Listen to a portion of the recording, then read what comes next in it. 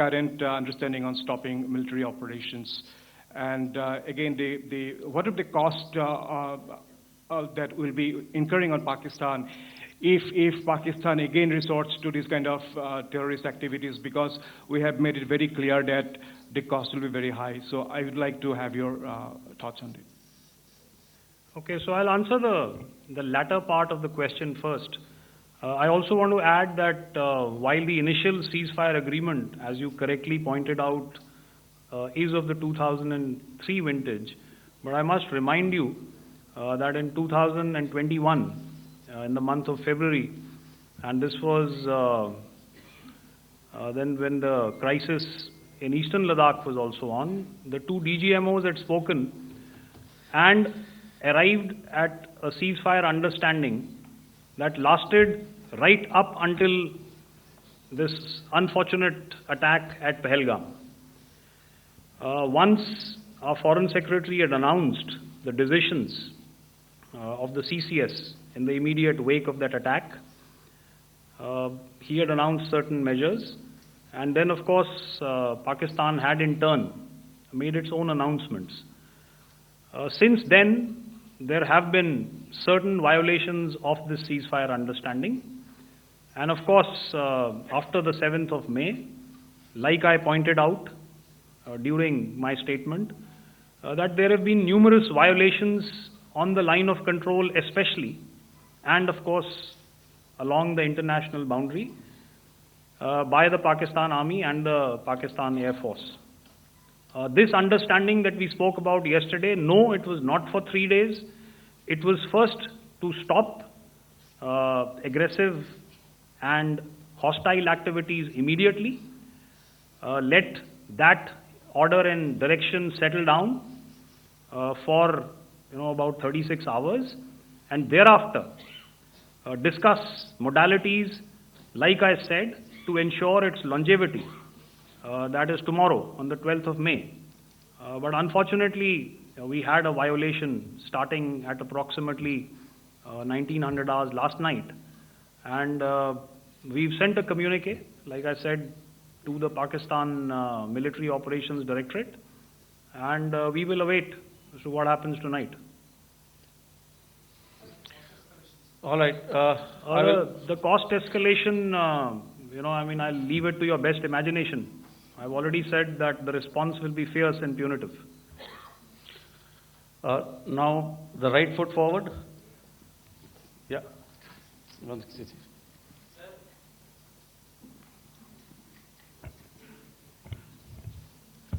Sir, I am Ajit Dubey from ANI, sir.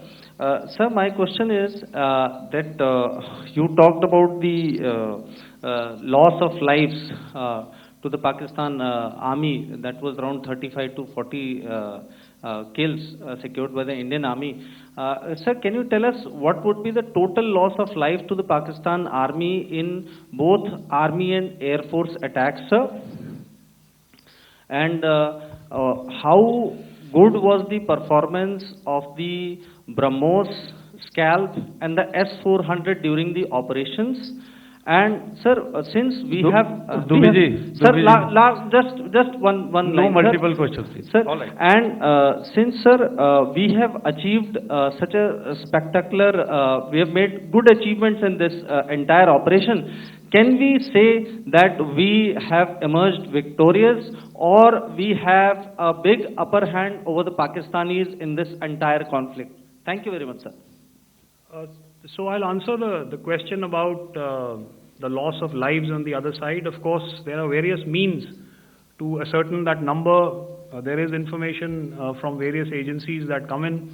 There are, of course, on the line of control, other ways to find out as to what has been the effect of what you are doing there in ceasefire violations. So therefore, I mentioned 35 to 40 on the line of control, and please remember that once Operation SINDOOR was launched, the responses of the Pakistan Army were also on Indian Army or the Indian Armed Forces infrastructure. Let me put it that way. So that's why I did not cover casualties of the Pakistan Army, at least in the initial phases of battle, because those were not our targets. Our targets were terror-oriented. And of course, later, once they launched air intrusions and air operations on our infrastructure, we've used heavier weapons, and of course, there would have been casualties, but those are still being assessed. The effects of the weapons that you mentioned, I will request Air Marshal Bharti to apprise all of you about those. Good evening, Mr. Sujit. How are you? Ajit. Okay, we're meeting after some time. I never mentioned about any of the weapons that we used. Check. Okay. What I was saying, that I never mentioned of any of the weapons, the caliber that we used. All right. So we'll leave it at that. Those are matters of operational details which I would not like to go into. But suffice to say that whatever methods and whatever means we have chosen, it had the desired effects on the enemy targets.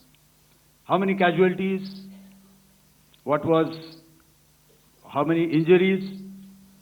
Well, to start with, our aim was not to inflict casualties, but in case there have been, it is for them to count. Our job is to hit the target, not to count the body bags. And the last part of your question, I wonder if you read out the tweet on ADG-PI at midnight once we'd done what we had to in Operation Sindoor. And that's credit to my friend here on the left. Justice has been served, Ajit. That is all that I will say. Ajit, I'll request you to, refrain putting words into his mouth. All right. Yeah, I'll come back to the left. 147. Sorry, 47. No, one word. 47. Did I see it here or? Yeah. Good evening, gentlemen. Sorry, 147. I saw it there. Sorry. Yeah. Since I've already said 147. Start, please. Hi, sir. Good evening. This is Shivam Patel from Reuters News Agency. Thank you for giving me the opportunity.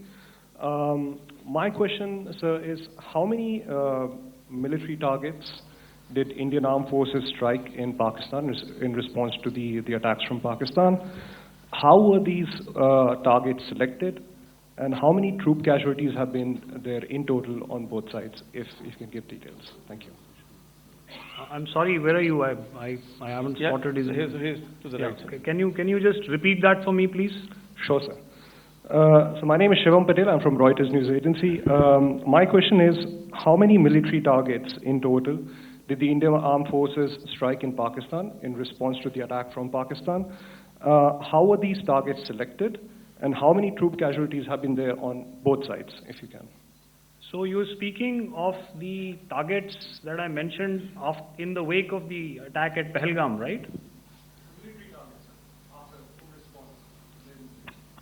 Yeah, I think it's amply clear to everybody here that the Pakistan Army has not crossed the international boundary, neither in the plain sector nor on the line of control. So the intrusions have been in the air. There have been certain attempts on the line of control when ceasefire violations have been on to try and infiltrate and carry out and perpetrate activities that we are all very well familiar with.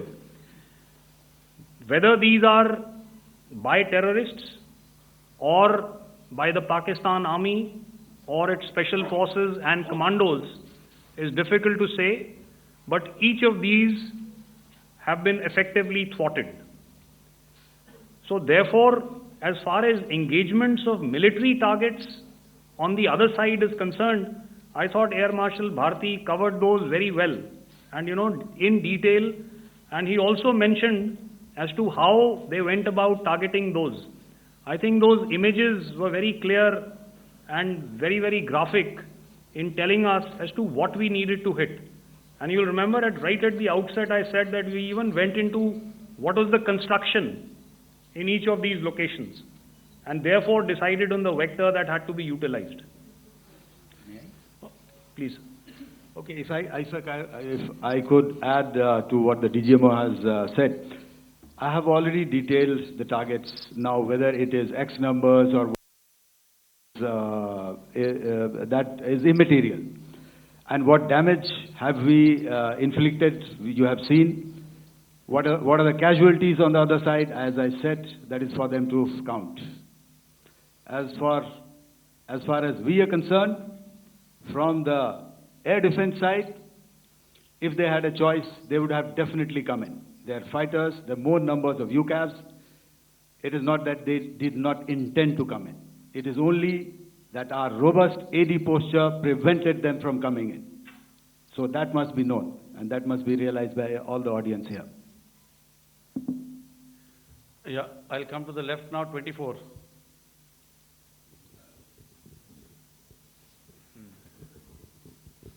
Good evening, sir. This is Anvesh Rath from Z. Sir, I wanted to know on the first briefing, which was done by FS and two representatives from Air Force and Army, you showed a list where there was 21 places in that list. You have stuck 9. Are more operations going to be held? Is Operation Sindoor still on? ಇದಾಗಿತ್ತು ಇಲ್ಲಿವರೆಗಿನ ಸುದ್ದಿ. ನೋಡ್ತಾ ಇರಿ TV5 Kannada, ಇದು ವಾಸ್ತವದ ಪ್ರತಿರೂಪ.